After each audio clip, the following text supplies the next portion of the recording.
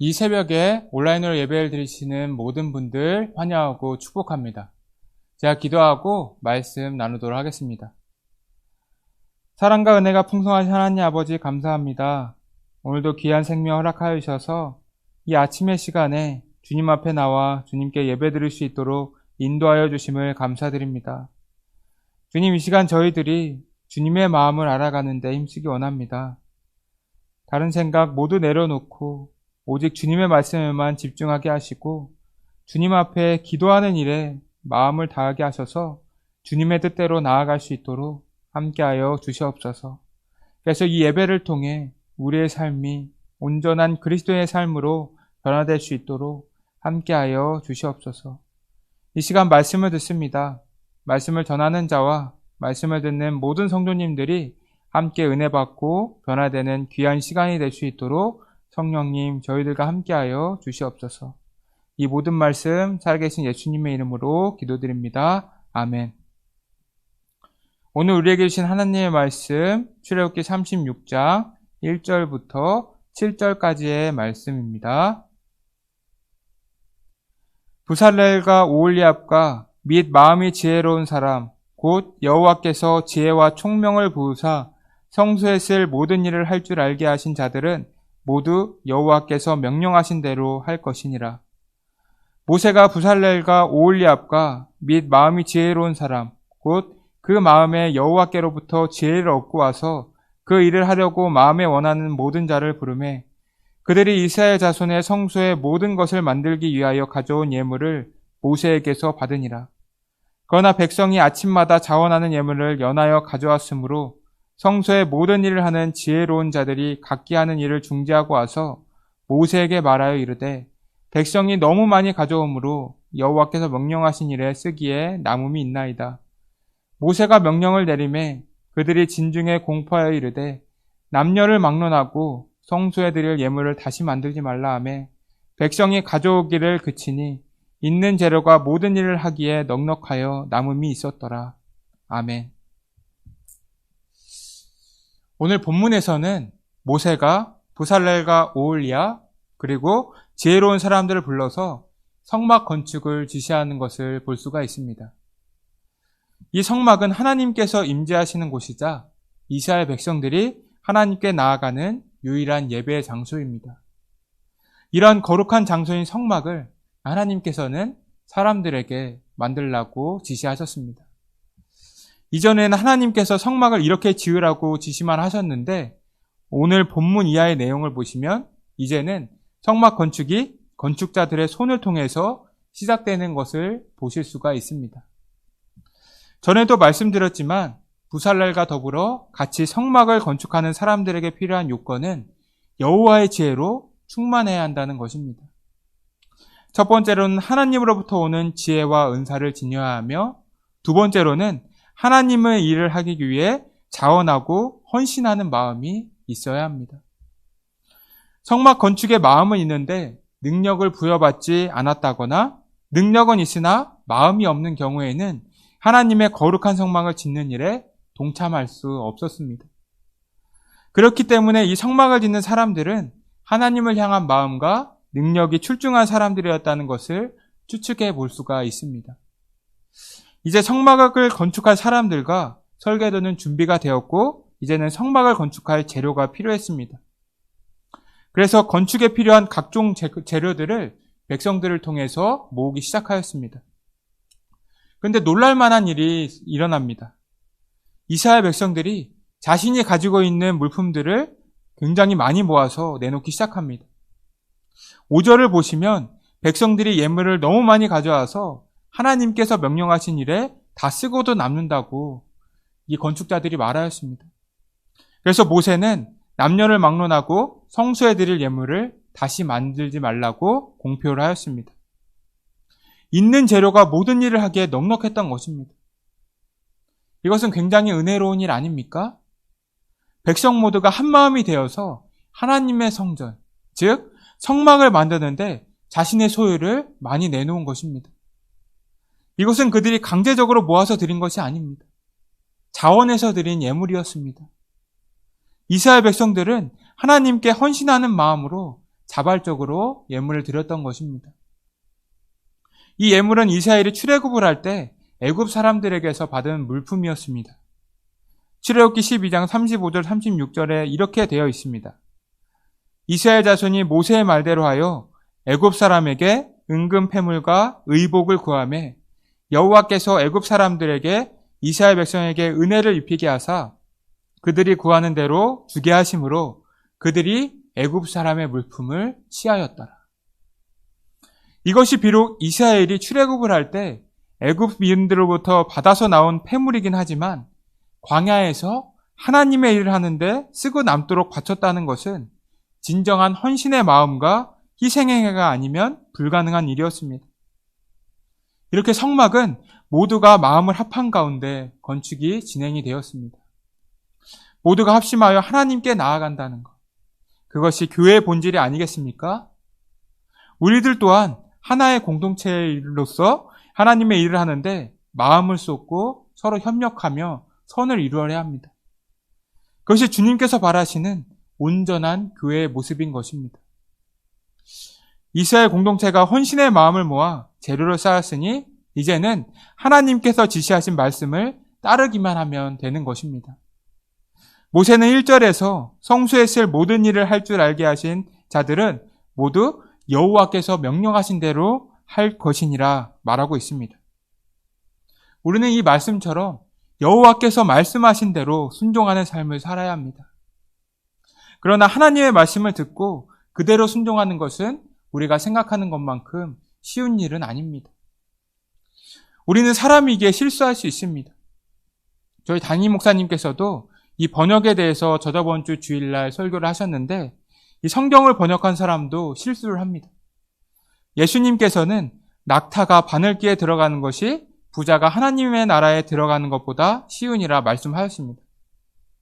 그런데 원래는 이 낙타가 아니라 밧줄인데 히브리어 성경을 아람어로 번역하는 과정 속에서 잘못 번역이 된 것입니다.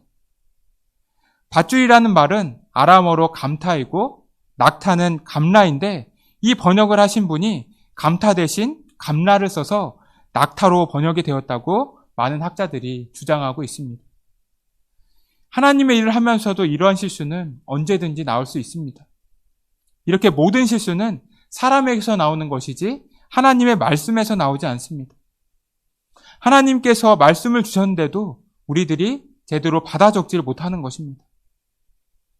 이러한 실수는 하나님의 말씀을 행하는 중에서도 일어나는 일입니다. 하나님께서는 이것만 명령하셨는데 내 생각에는 이렇게 하면 더 좋겠다. 이런 생각들 때문에 그 말씀을 제대로 순종하지 못할 때가 있을 것입니다. 성막을 짓기 시작하는 사람들도 재능이 있는 사람들이기 때문에 자신의 생각을 추가해서 이 성막을 만들어 보고 싶지 않겠습니까? 하나님께서는 이걸 여기다 놓으라고 하셨는데 여기보다는 저기에 놓는 것이 더 이쁠 것 같다. 이러한 생각이 있을 것입니다. 우리도 이제 성탄절이 다가와서 이 크리스마스 장식을 해야 하지 않습니까? 그런데 매년 장식을 하면서도 굉장히 의견이 분분합니다. 이건 여기에 놓는 게 더 이쁠 것이다. 아니다. 저기에 놓는 게 더 이쁠 것이다. 이러한 모습들을 저는 매년 보아왔습니다. 이러한 모습들은 사람마다 자신이 원하는 스타일의 방향이 있기 때문에 잘못되었다고는 할 수 없습니다.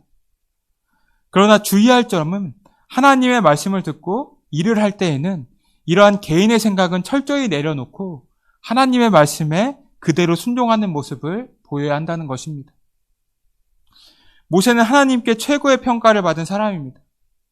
하나님께서는 모세를 보고 온유함이 지면의 모든 사람보다 더했다고 말씀하셨고 후에도 모세와 같은 선지자가 일어나지 못할 것이라고 말씀하셨습니다. 그만큼 모세는 하나님께서 원하시는 삶을 살았으며 하나님께 사랑받았던 인물입니다. 그러나 그는 약속의 땅인 가나안 땅에는 들어가지 못하였습니다. 그 결정적인 사건이 되는 것이 바로 무리바 물사건 때문입니다.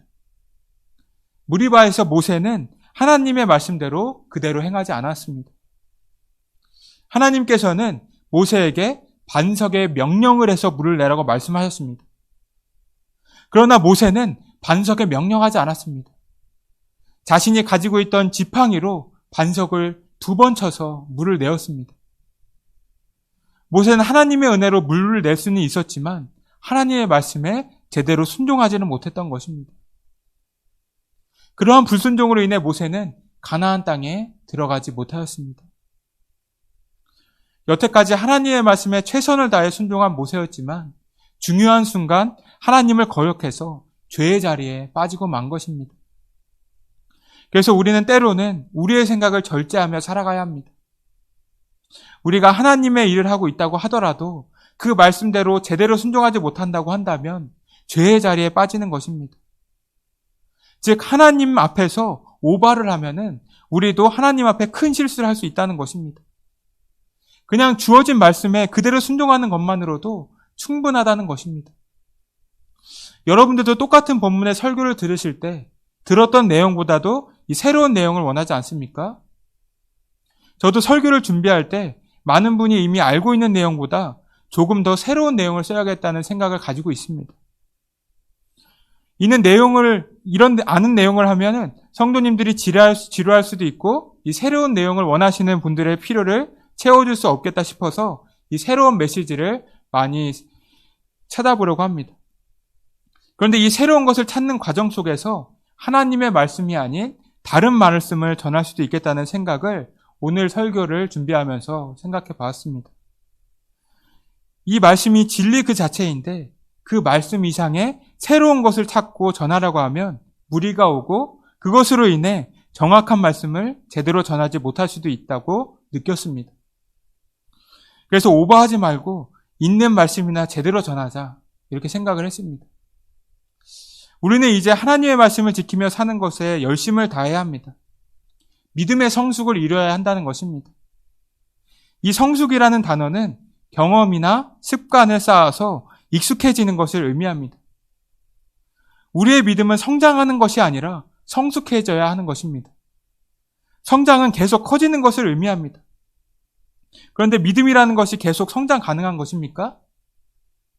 새벽부터 말씀 듣고 기도하고 예배란 예배는 다 참석하고 이 주일에는 봉사까지 다 하시는 분들이 지금 새벽 예배를 드리시는 분들이실 것입니다. 여기서 저는 이보다 더한 믿음의 성장이 있는지 잘 모르겠습니다. 다들 분명히 하나님을 깊이 만나셨고 그 은혜를 마음 깊이 충분히 받으신 분들이실 것입니다. 그래서 시간을 구별해서 예배의 자리를 사모하고 늘 하나님과 대화를 하시는 것 아니겠습니까? 우리의 키도 중학생, 고등학생 때까지만 자라지 특별한 경우가 아닌 이상은 그 이후로 키가 더 자라는 경우는 없습니다. 이것은 몸이 성장통을 느끼고 성장하는 시기가 정해져 있기 때문입니다. 그렇기 때문에 우리에게도 더 이상 믿음의 성장은 없습니다. 이제는 말씀을 습관적으로 지키며 익숙해져야 하는 성숙의 기간이 필요할 뿐입니다. 이러한 영적 성숙을 이룬 인물이 한 명 있습니다. 바로 여호수아입니다. 여호수아는 갈렙과 더불어 광야 1세대 중 유일하게 가나안 땅에 들어온 사람입니다. 그가 가나안 땅에 들어올 수 있었던 것은 여호수아의 믿음이 1세대의 이스라엘 사람들의 믿음과 달랐기 때문입니다. 그는 가나안 땅에서 이스라엘 백성들에게 이렇게 고백합니다. 여호수아 24장 14절에서 15절을 읽어드리겠습니다. 그러므로 이제는 여호와를 경외하며 온전함과 진실함으로 그를 섬기라. 너희의 조상들이 강 저쪽과 애굽에서 섬기던 신들을 치워버리고 여호와만 섬기라. 만일 여호와를 섬기는 것이 너희에게 좋지 않게 보이거든 너희 조상들이 강 저쪽에서 섬기던 신들이든지 또는 너희가 거주하는 땅에 있는 아모리 족속의 신들이든지 너희가 섬길 자를 오늘 택하라. 오직 나와 내 집은 여호와를 섬기겠노라 하니. 이 여호수아는 다른 이들에게 자신은 오직 여호와를 섬기겠노라고 고백하였습니다. 그리고 다른 이스라엘 백성들에게도 권면하였습니다. 이것은 하나님께서 가장 기뻐하시는 일이었습니다. 하나님의 말씀을 따라 하나님을 유일신으로 섬기고 영광을 돌린 일에 최선을 다한 것입니다. 매번 습관적으로 계속 지켜야 하기 때문에 앞으로도 계속 지킬 것이라고 고백하는 것입니다. 여호수아는 자신의 목숨이 다하는 순간까지 하나님의 말씀을 마음에 새기고 잘 지켰습니다. 주신 말씀만 우직하게 계속 지켜나갔습니다. 그래서 그는 하나님의 은혜를 풍성하게 누릴 수 있었으며 하나님께서 기뻐하신 삶을 살아갈 수가 있었습니다. 여러분, 이제는 우리 또한 있는 그대로의 하나님의 말씀을 지키며 살아가는 성숙한 믿음을 소유해야 합니다. 습관적으로 하나님의 말씀을 그대로 지키는 훈련이 필요하고 계속 도전해야 합니다. 하나님의 말씀, 그래야 우리는 하나님께서 원하시는 순종을 할 수 있고 실수의 자리에 빠지지 않을 수 있습니다. 하나님께서는 성막을 지으라고 명령하셨습니다. 이스라엘 백성들은 한 마음이 되어서 예물을 모아 하나님의 성막을 짓는 데 사용하였습니다. 이제 성막을 짓는 재료들이 모였으니 하나님의 말씀에 집중해서 그대로 순종해서 완성하면 되는 것입니다. 그것이 바로 주님께서 원하시는 성숙한 모습의 그리스도인인 것입니다. 여러분, 성숙한 믿음을 소유하시길 바랍니다.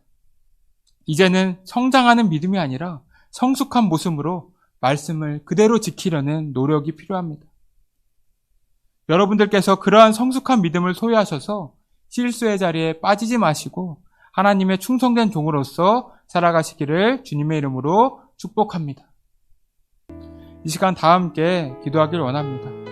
첫 번째로는 우리가 성숙한 믿음을 소유하게 해달라고 성숙한 모습으로 말씀을 그대로 지키는 성도님들이 다 되게 해달라고 기도해 주시고, 두 번째로는 우리 교회 연로하신 분들과 환우분들의 건강을 위해서 기도해 주시기 바랍니다. 마지막 세 번째로는 우리 다음 세대들의 믿음의 성장을 위해서 기도해 주시기 바랍니다. 기도하겠습니다. 주님, 감사합니다. 오늘도 귀한 날 허락하여 주셔서 이 아침에 말씀으로 함께 은혜 받는 시간을 주심을 감사드립니다. 주님, 저희들이 오늘 명령하신 대로 일하라는 말씀을 들었습니다. 주님께서는 저희들에게 말씀 그대로 순종할 것을 명령하셨는데 그 말씀에 저희들의 생각을 집어넣어 주님께서 원하시는 삶이 아닌 다른 삶을 살고 있지는 않았습니까? 주님, 이제는 저희들이 주님의 말씀을 그대로 듣고 행하는 믿음으로 나아가기 원합니다.